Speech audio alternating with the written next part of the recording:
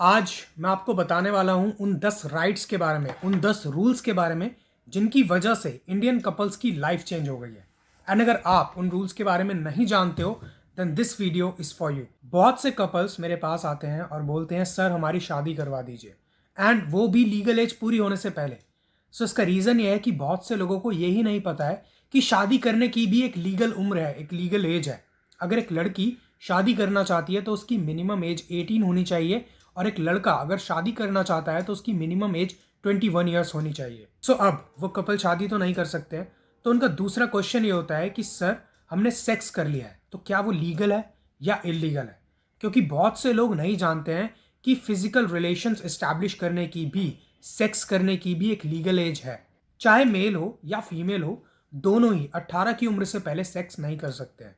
और अगर कोई व्यक्ति किसी ऐसे व्यक्ति के साथ सेक्स करता है जिसकी उम्र 18 से कम है, तो उस व्यक्ति के against Indian Penal Code as well as Protection of Children from Sexual Offences Act के तहत कार्रवाई हो सकती है। क्या एक कपल जो कि लिव इन रिलेशनशिप में है वो अपने राइट्स को मैरिड कपल्स की तरह एक्सरसाइज कर सकता है?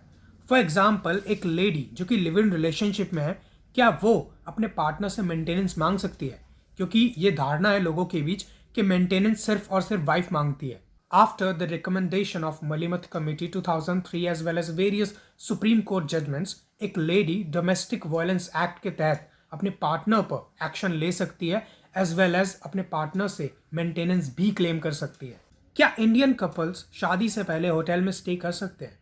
आज की डेट में कई ऐसे प्लेटफॉर्म्स आ गए हैं जो अनमैरिड कपल्स को होटल रूम प्रोवाइड करते हैं। सो इसी वजह से ये क्वेश्चन बहुत ही ज़्यादा पूछा जाता है। So according to Constitution of India, Indian Constitution में कोई ऐसा आर्टिकल नहीं है जो कपल्स को प्रोहिबिट करता हो कि वो होटल में स्टे नहीं कर सकते। Instead there is article 21 which provides right to life, and according to it couple can stay in hotel. There is nothing illegal in it. Now this is the most important rule. अगर आप एक mail हो और आप किसी ऐसी लड़की के साथ सेक्स करते हो, फिजिकल रिलेशंस इस्टेब्लिश करते हो जिस लड़की की उम्र 18 से कम है, then according to section 376 IPC उस एक्ट को रेप माना जाएगा और आप पर रेप के चार्जेस लगेंगे। नेक्स्ट मोस्ट कॉमन क्वेश्चन कि अगर आप एक कपल हो अपनी गर्लफ्रेंड के साथ या अपने बॉयफ्रेंड के साथ, आप किसी पार्क में बैठे हो, तो क्या पुलिस आपको अरेस्ट कर सकती है? तो इसका जवाब है नहीं। According to article 21 of the Constitution of India, कोई पुलिस ऑफिशियल आपको अरेस्ट नहीं कर सकता है। But if a couple does any obscene act then it's punishable under the law. Now what is obscene act depends upon facts to facts, case to case. Next question कि क्या आप अपनी मर्जी से शादी कर सकते हो? यस, एक अडल्ट के पास राइट टू मैरी है, और ये राइट ना ही उसके पेरेंट्स उससे छीन सकते हैं, ना ही कोई पंचायत उससे छीन सकती है, और ना ही सोसाइटी छीन सकती है। सो एक अडल्ट पर्सन, चाहे वो मेल हो या फीमेल हो, जिसे भी वो लाइक करते हैं उससे वो शादी कर सकते हैं, और इसमें लॉ आपके साथ है। नेक्स्ट क्वेश्चन कि लिव इन रिलेशनशिप से पैदा हुए बच्चे जायज़ हैं या नाजायज़ हैं? अक्सर लोगों का ये मानना है कि वो बच्चे नाजायज़ होते हैं क्योंकि कोई मैरिज तो हुई नहीं, कोई शादी तो हुई नहीं एज पर राइट्स, तो जो बच्चे पैदा होते हैं लिव इन रिलेशनशिप्स में वो नाजायज़ होते हैं। लेकिन इन रियलिटी जो बच्चे लिव इन रिलेशनशिप से पैदा होते हैं वो जायज़ होते हैं, लेजिटिमेट होते हैं, और वो बच्चे इन फ्यूचर अपने सारे राइट्स एक्सरसाइज कर सकते हैं। Now this rule deserves to be an honourable mention. कुछ साल पहले तक according to section 377 of IPC, दो सेम जेंडर के लोग एक दूसरे के साथ फिजिकल रिलेशंस एस्टैब्लिश नहीं कर सकते थे। But recently, in the year 2018, Supreme Court gave a judgment in which it decriminalizes Section 377 partially. That means अब दो सेम जेंडर के लोग एक दूसरे के साथ फिजिकल रिलेशंस एस्टैब्लिश कर सकते हैं। एंड सुप्रीम कोर्ट की इस जजमेंट की वजह से LGBT कम्युनिटी को इस देश में एक स्टेटस मिला है।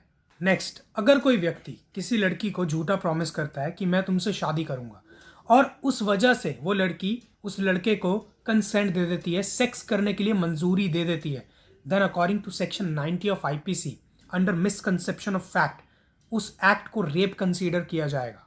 समझने की कोशिश करिए, मैं आपको दोबारा बताता हूँ।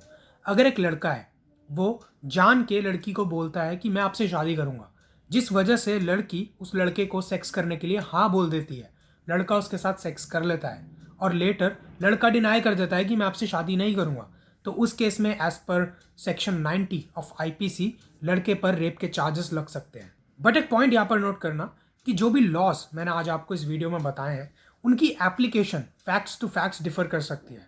मतलब किसी पर्टिकुलर केस में ये लॉस अप्लाई होंगे या अप्लाई नहीं होंगे, ये प्योरली फैक्ट्स के बेसिस पे डिटरमाइन होता है। एंड अगर आपका केस ऊपर बताए गए किसी भी लॉ में फॉल करता है, then you should have contacted your lawyer instead of watching this video. That's all.